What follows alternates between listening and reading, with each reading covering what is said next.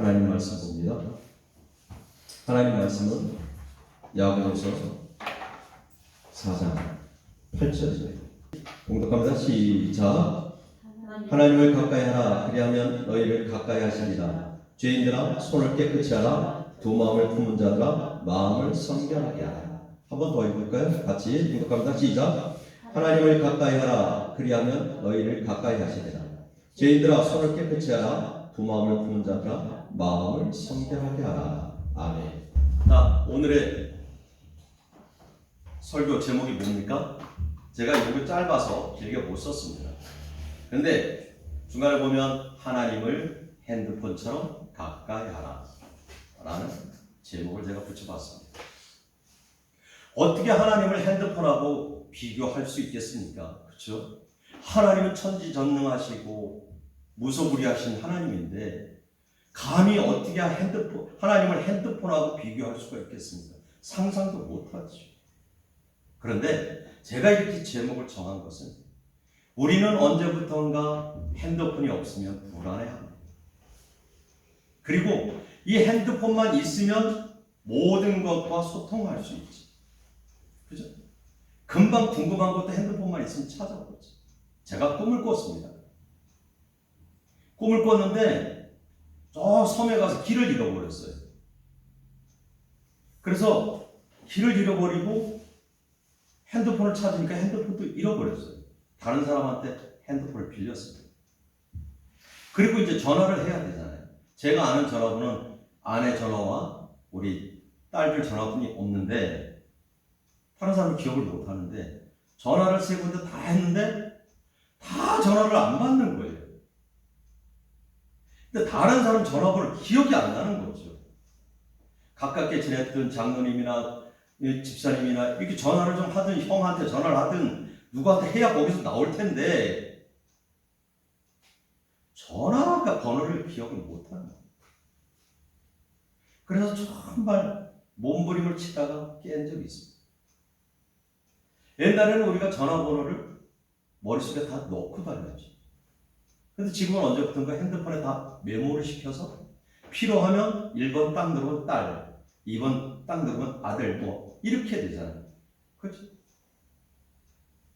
그런데 우리가 이렇게 핸드폰을 가지고 있으면 모든 것이 정말 편안합니다. 근데 우리 구원자이시고 우리를 죄에서 구원하신 하나님을 그렇게 가까이 하나님.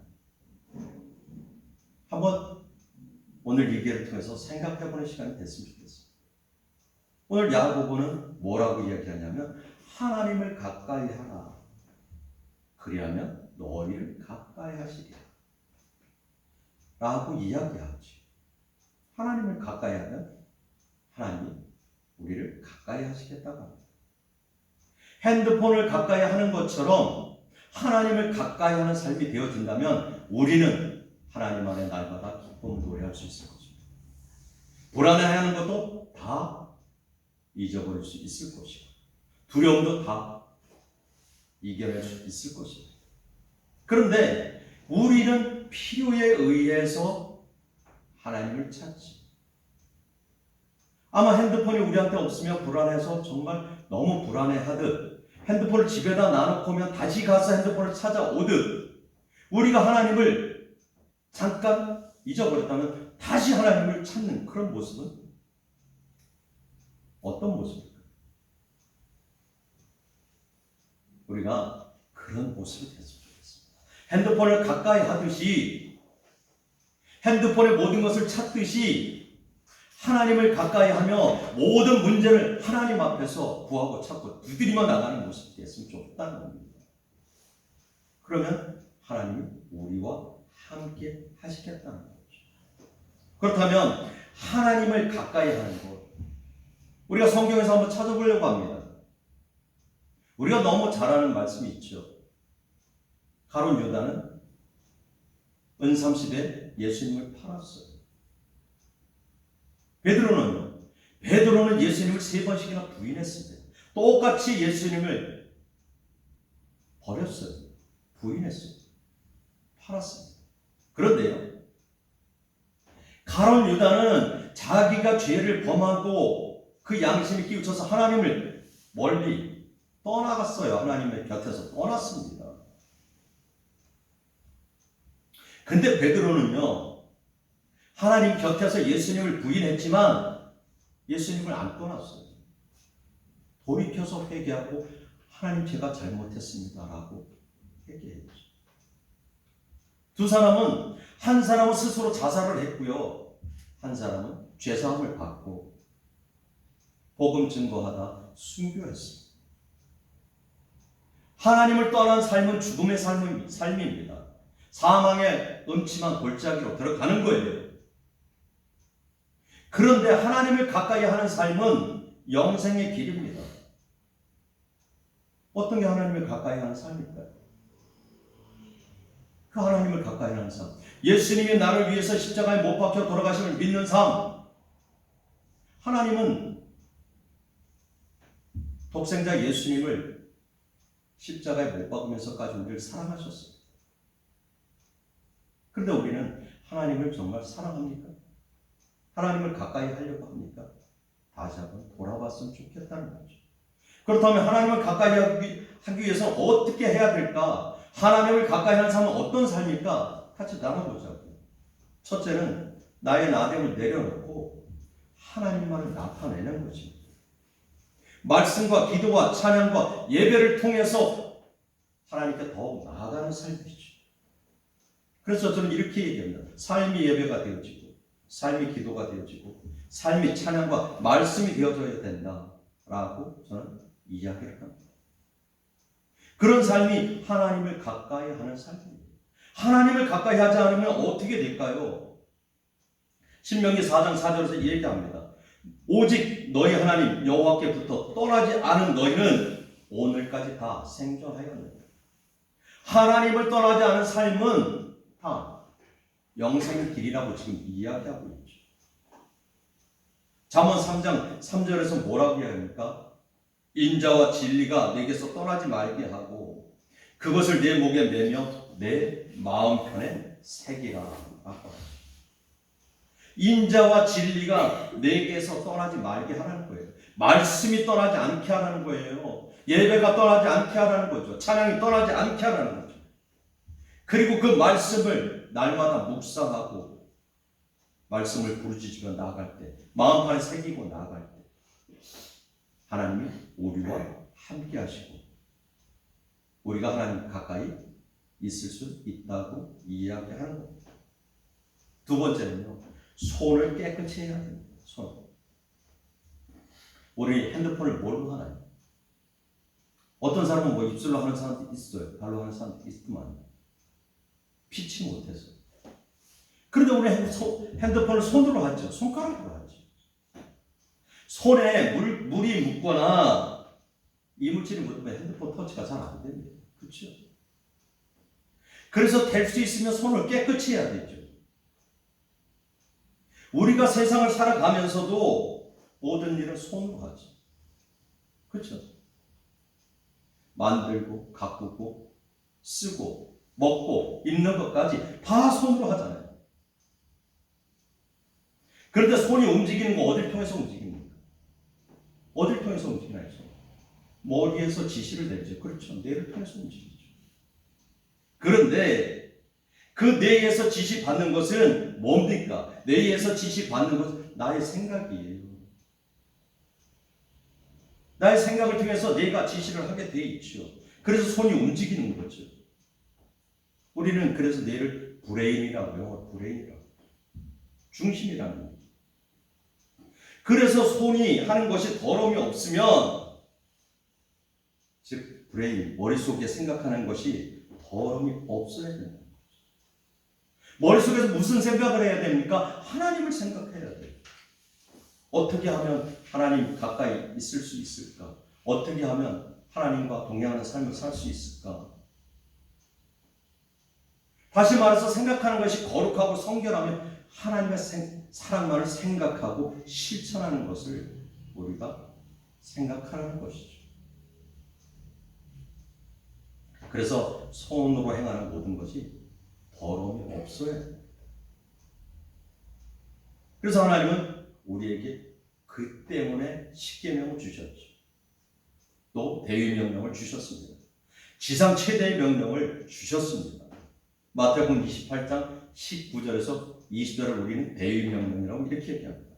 그러므로 너희는 가서 모든 민족을 제자로 삼아 아버지와 아들과 성령의 이름으로 세례를 베풀고 내가 너희에게 분부한 모든 것을 가르쳐 지키게 하라. 볼지어다 내가 세상 끝날까지 너희와 항상 함께 있으리라 하시니. 이게 대위명령이죠. 너희는 가서 모든 민족을 제자로 삼고 아버지와 아들과 성령의 이름으로 세례를 베풀고 내가 너희에게 분부한 모든 것을 가르쳐 지키게 하라. 분부한 모든 것이 뭡니까? 내 이웃을 사랑하고 내 몸을 사랑하라는 거죠.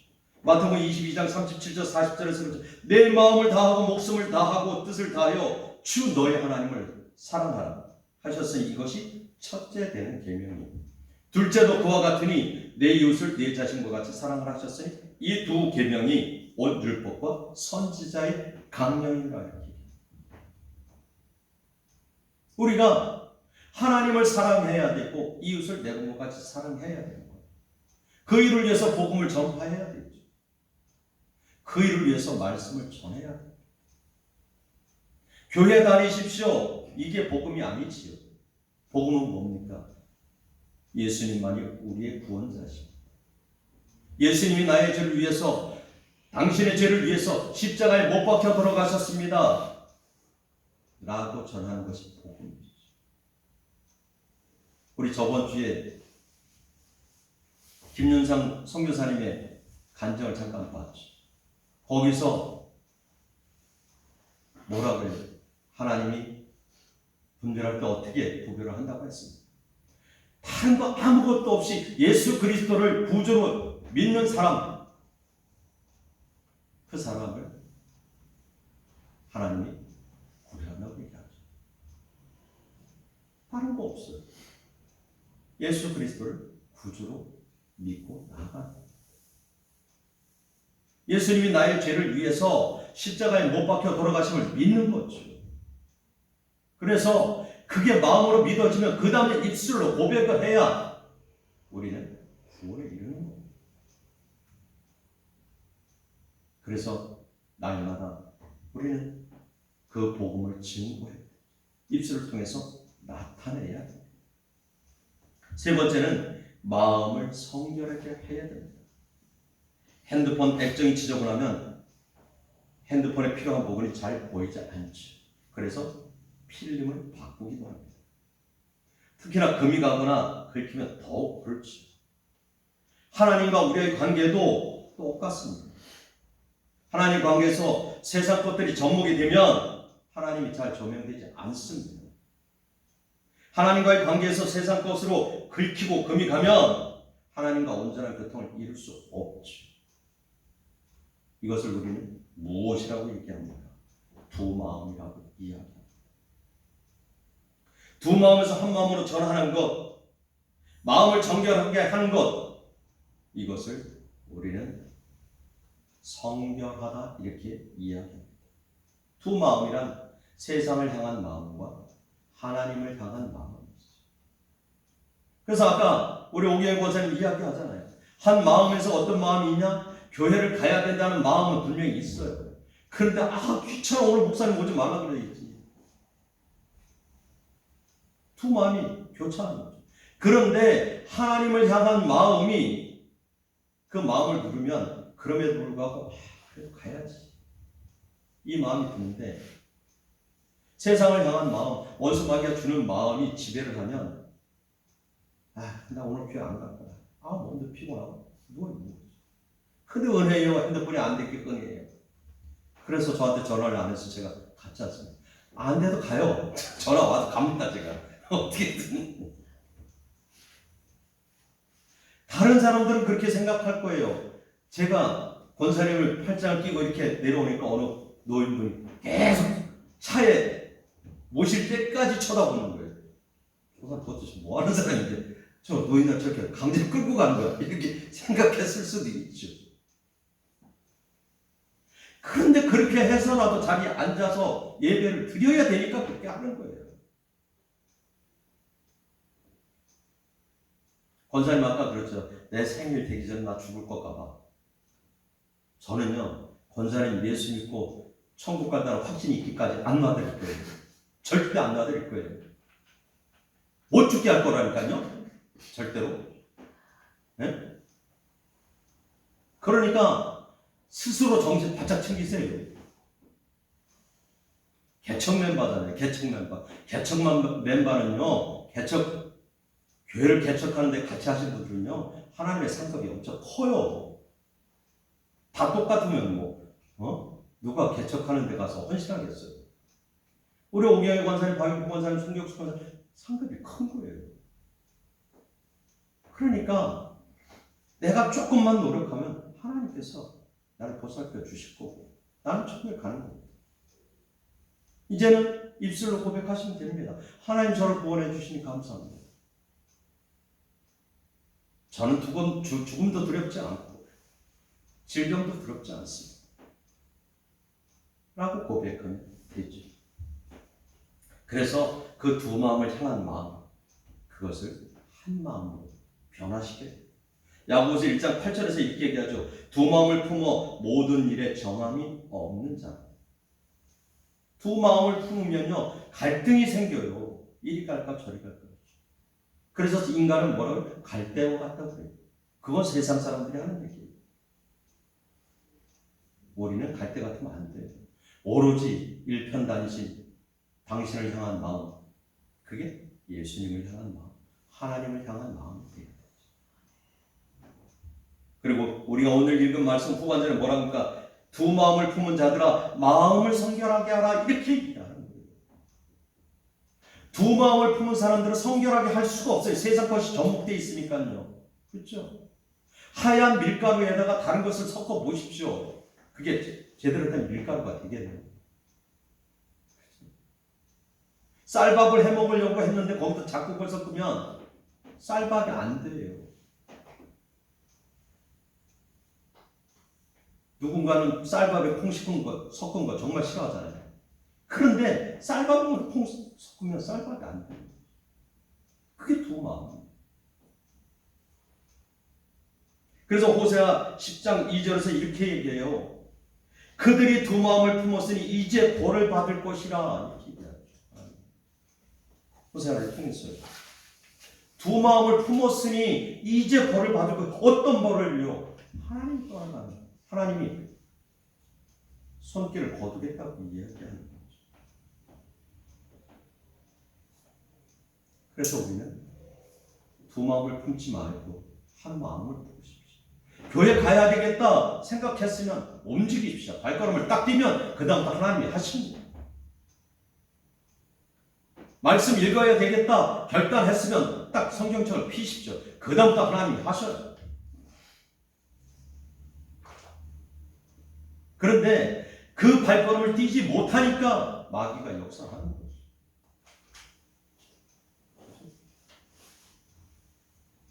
말씀을 정리하면서 제가 이런 말씀을 좀 나누고 싶어요. 우리 옛날에 저울이 있었어요. 그렇죠? 이렇게 지금은 저울이 이렇게 올라서기도 하고 뭘 간단한데 옛날에는 이렇게 길게 돼가지고 추가되어 있죠.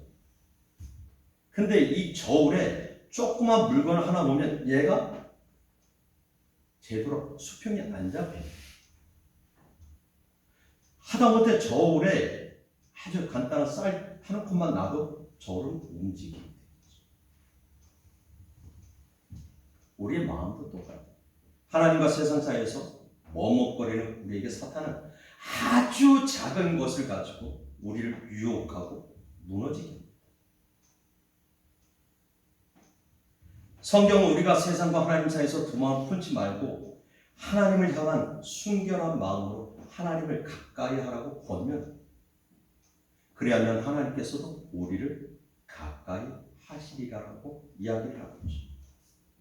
우리 앞에는요, 진리의 빛 대신 하나님이 계시고 또한 어둠의 영이 가득한 세상이 있습니다. 지금 우리는 어느 곳을 택할 것입니까?